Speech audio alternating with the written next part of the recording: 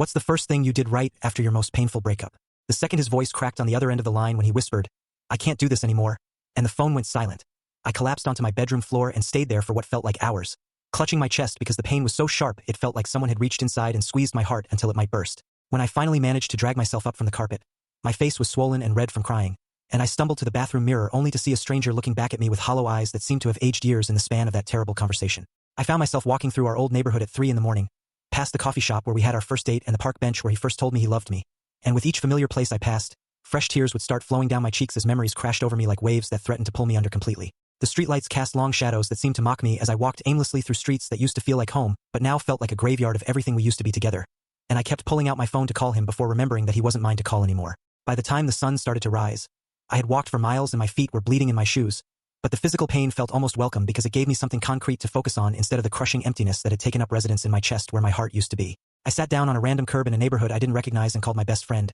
who answered on the second ring despite the early hour, and when I tried to explain what happened, all that came out was broken sobs that made no sense, but somehow she understood anyway. She drove across town to find me and held me while I cried in her car, and even though nothing she said could fix the pieces of my shattered world, having someone witness my pain made it feel slightly less impossible to bear.